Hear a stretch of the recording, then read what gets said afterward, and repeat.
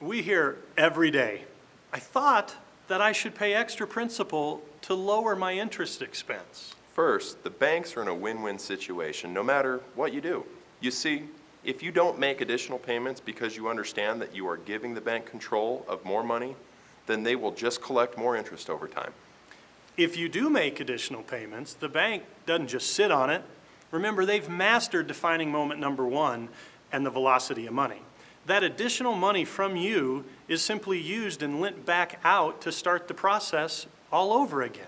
I mean, Kelly, what would you rather do? Follow traditional planning and make all attempts to have your $10 earn $1 more? Keep in mind, you have to deal with all the other flexible factors that we discuss in our traditional planning videos. Make sure to watch those. Or you want to function more like a bank and have your $10 do the work of 50. Yeah, I think the bank model works quite well. So what do? Well, here's an important question. Do you believe banks have your best interests at heart?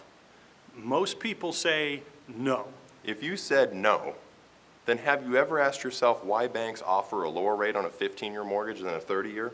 I mean, if they don't have your best interest at heart and they are giving you an incentive to go with a particular product, then maybe we should do a little math.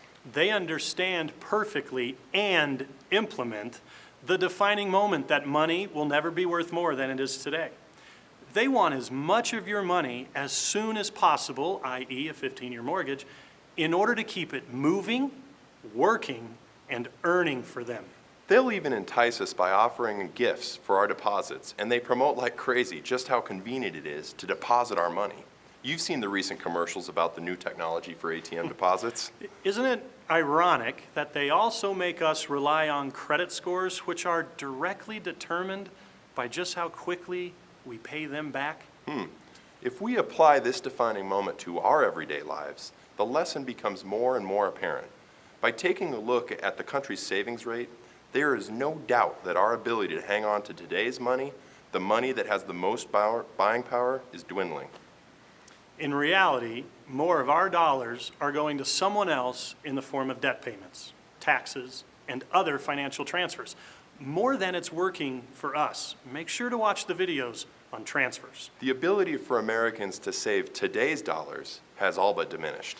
The traditional approach must change, and the sooner, the better. What is really needed is more financial literacy. That's right, Kelly. It is so important to understand that your money will never be worth more than it is today. And equally important, how it may impact your thought process in your everyday life. If you do, then maybe you'll question the various strategies recommended to give your money as soon as possible to other entities, even if it means incurring some more interest expense. That's some serious financial caffeine. Income planning. Effective, efficient strategies for both the accumulation and distribution phases without the downside risk. It's what you need and deserve.